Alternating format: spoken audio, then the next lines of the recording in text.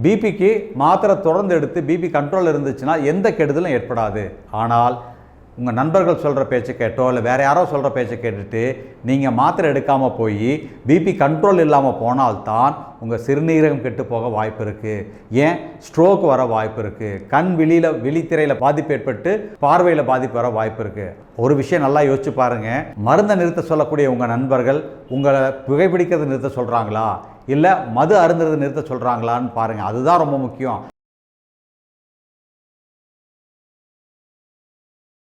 ஒருத்தருக்கு பிபி இருக்குன்னு வச்சுக்கோங்க. அவர் டாக்டர் போய் பரிசோதனை பண்ணும்போது ஒரு 2-3 வாட்டி உங்களை வர சொல்லி செக் பண்ணி பார்ப்பார். அதுக்கப்புறமும் உங்கள் பிபி அதிகமாக இருக்குது அப்படின்னு தெரிஞ்சுக்கிட்டு அவர் என்ன பண்ணுவார்னா, பாருங்கள் உங்களுக்கு கொஞ்சம் பிபி அதிகமாக இருக்க மாதிரி இருக்குது, வெயிட் அதிகமாக இருக்கீங்க, வெயிட் குறைங்க, கொஞ்சம் வாக்கிங் போங்க, கொஞ்சம் டென்ஷனை குறைச்சிக்குங்க, கொஞ்சம் ரிலாக்ஸ்டாக இருங்க.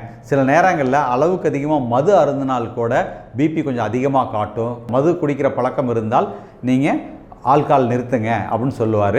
ஒரு மாதம் கழித்து மறுபடியும் உங்களுக்கு பரிசோதனை பண்ணி பார்க்கும் பொழுது கூட உங்கள் ஹை பிளட் ப்ரெஷர் கண்ட்ரோல் இல்லைன்னா அவர் என்ன பண்ணுவார்னு பார்த்தீங்கன்னா கண்டிப்பாக மருந்து கொடுப்பார். மருந்து கொடுத்துட்டு உணவில் மாற்றங்கள், கொஞ்சம் உப்பை குறைச்சிக்குங்க, நிறைய நார்ச்சத்து மிகுந்த உணவுகள் எடுத்துக்குங்க, கொஞ்சம் வாக்கிங் போங்க, வெயிட்டை குறைச்சிட்டு கொஞ்சம் யோகா பண்ணி மன அழுத்தத்தை குறைச்சி நல்லா ரிலாக்ஸ்டாக இருந்து பாருங்கள் அப்படின்னு சொல்லுவார்.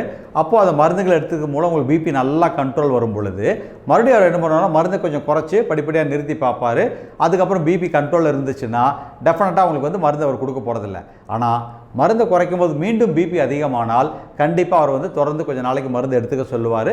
தேவைப்பட்டால் தொடர்ந்து எடுத்துக்க சொல்லுவார்.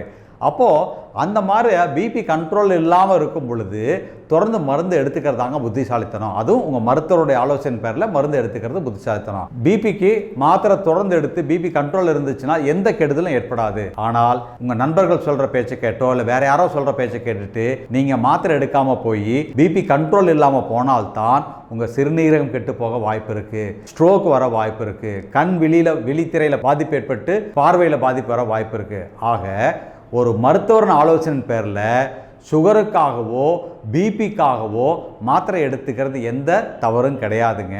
ஒரு மருத்துவர் மருந்து கொடுக்கும் பொழுது ரிஸ்க் பெனிஃபிட் ரேஷியோனே ஒரு மருத்துவத்தில் இருக்குங்க. அதாவது பிபிக்காக கொடுக்கக்கூடிய மருந்துகளால் கிடைக்கக்கூடிய பலன் எவ்வளோ இருக்குது, அதனால் வரக்கூடிய கெடுதல் எவ்வளோ இருக்குன்னு பார்க்கும் பொழுது அந்த பிபி சுகரும் கண்ட்ரோல் ஆகும் பொழுது அதனுடைய பலன் தாங்க அதிகம். அந்த மருந்தினால் வரக்கூடிய சைடு எஃபெக்ட்ஸ்லாம் இன்றைக்கி ரொம்ப ரொம்ப குறைவு.